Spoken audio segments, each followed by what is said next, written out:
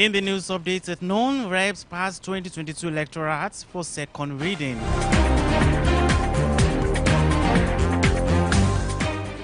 In business, Senate probes disbursement of funds for PCNG projects.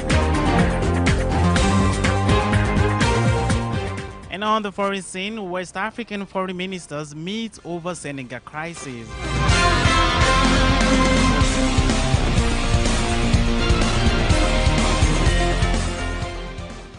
A very big thanks to you and welcome to the news update at noon on 103.5 FM Bodija Ibadan. My name is Miracle Ogunde. We'll begin this afternoon with a report of the Senate assuring that the much awaited population and housing census slated for November this year will hold as scheduled. Chairman of the Senate Committee on National Identity and Population, Senator Abdunungi, gave the assurance during the screening of 17 of the 19 commissioner nominees for the National Population Commission in Abuja. The exercise was suspended indefinitely by former President Buhari a few days before leaving office, saying he would allow President Tinubu to announce new dates for the headcount. Recently, President Tinubu pledged his administration's support for the next census, asserting its importance in crucial aspects of national planning.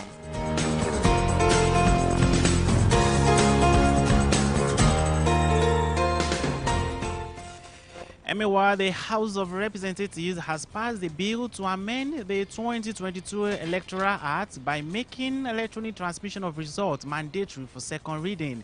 The proposed legislation, sponsored by a lawmaker from Delta State, Francis Wave, seeks to amend selected sections of the current Electoral Act to provide for the re-registration of voters, electronic transmission of results, as well as punishment for frivolous election petitions. He also maintains that a review of the voter register every 10 years would be a good starting point. And similarly, the House of Representatives has unveiled plans to investigate the activities of the National Identity Management Commission, NIMC, over the non-release of national identity cards from 2012 to date.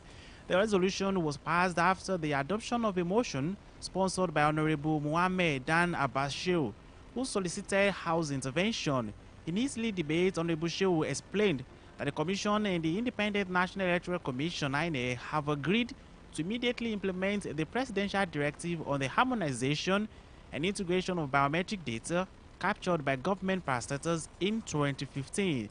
The House therefore mandated the Joint Committees on Population and Anti-Corruption to invite the Minister of Communications, Innovation and Digital Economy and the NIMC Director General to ascertain the delay in the release of national identity cards from 2012 to date and report back within 4 weeks for further legislative action.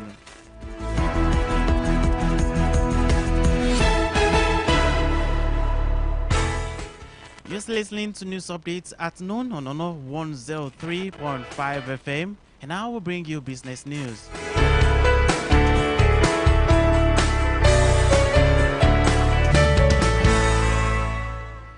The Senate Committee on Gas has given the Finance Minister Wale Edo a 7-day ultimatum to provide details of the award and disbursement of over 100 billion naira to companies engaged in the handling of the presidential compressed natural gas project. The lawmakers noted that the request was coming on the heels of plans by the PCNG to release another 130 billion naira to an unspecified number of companies without National Assembly's approval, which would amount to extra budgetary expenditure and gross violation of the Public Procurement Act. The letter asking the Finance Minister to furnish the committee with details of the award and disbursement of over 100 billion naira was a sequel to a fresh petition by a group accusing the chairman of the steering committee of approving the disbursement of the funds without following due process and the Procurement Act 2007.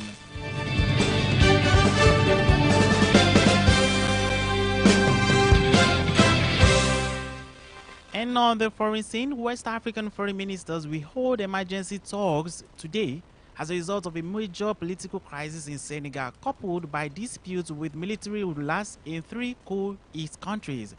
The Economic Committee of West African States Extraordinary Section follows Senegalese President Macky Sall's sudden decision to delay elections in the country just a week after Burkina Faso, Mali, and Niger Republic declared they were quitting the bloc. The ECOWAS Mediation and Security Council says ministers would gather in Nigeria's capital, Abuja, today to discuss current security and political issues in the region. Senegal was plunged into its worst political crisis in decades following the announcement by President Sall postponing the February 25 vote just hours before campaigning was set to begin.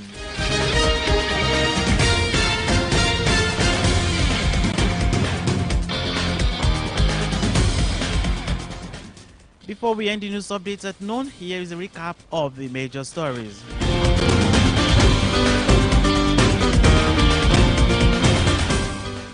Earlier in the news, we brought to you that the House of Representatives has passed the bill to amend the 2022 Electoral Act by making electronic transmission of results mandatory for second reading. In business news, we read to you that the Senate Committee on Gas has given the Finance Minister, Wale Edo, a 7-day ultimatum to provide details of the award and disbursement of over 100 billion naira to companies engaged in the handling of the presidential compressed natural gas project.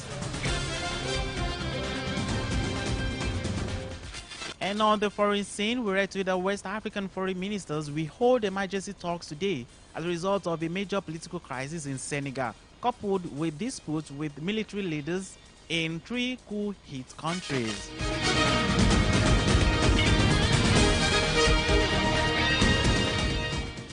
For eyewitness reports, news mentioned on news commercials, contact the ONFM newsroom on 080-3941-6267 or send an email to onofm33@gmail.com. You can also visit our website at www.onofm1035.com for more stories. Thank you very much for listening. My name is Miracle Ogunde. Good afternoon.